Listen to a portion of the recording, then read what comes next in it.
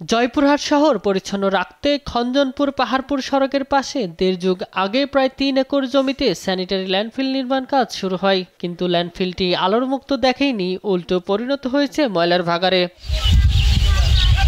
স্থানীয়দের অভিযোগ, শুরুতে এখানে জৈব সার তৈরির নানা স্থাপনা ও যন্ত্রপাতি স্থাপন করা হলেও তছরূপ হয়েছে সেসব। অভিযোগ আছে, দীর্ঘ সময় শহরের ময়লা বর্জ্য ফেলা হচ্ছে এই ভাগাড়ে। এতে দুর্গন্ধ ও দুর্ভোগে অতিষ্ঠ জনজীবন।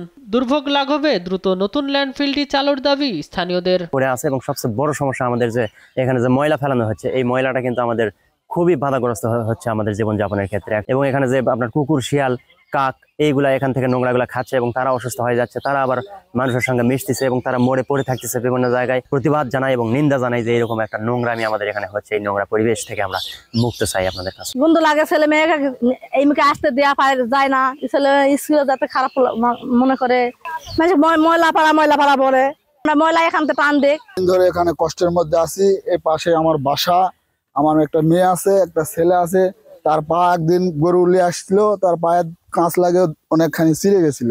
আমি এটালে অনেক কষ্টের মধ্যে আছি, এখনো কষ্টের মধ্যে আছি। ছিল পাইপ ছিল, হ্যাঁ, সব এলা বেঁচে কিনে খাওয়া যায়। শেষ মশা গাছে এলা কাক ভাড়াপন দিছে, তারা মানে বেঁচে কিনে খাওয়া যায়। কারো মেয়ের বিয়া শাদী লাগলে আসতে চায় না, না ওই ময়লা পট্টি যাওয়া যাবে না।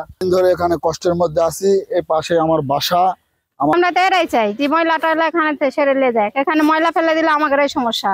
এদিকে পরিবেশ ছাড়পত্র আছে জানিয়ে স্থানীয়দের সমস্যা সমাধানের আশ্বাস পৌর কর্তৃপক্ষের। ল্যান্ডফিলটা নির্মাণ করেছি, উভয় জায়গার জন্য আমাদের পরিবেশের ছাড়পত্র রয়েছে। তবে পরিবেশ অধিদপ্তরের কর্মকর্তা বলছেন, ছাড়পত্র ছাড়াই এখানে বর্জ্য ফেলছে পৌরসভা। জয়পুরহাট পৌরসভা কর্তৃক যেখানে ময়লা ফেলা হয়, সেই প্রতিষ্ঠানের অনুকূলে পরিবেশ অধিদপ্তর জয়পুরহাট থেকে কোনো প্রকার ছাড়পত্র প্রদান করা হয়নি এবং তারা পরিবেশ ছাড়পত্রের জন্য আবেদনও করেনি।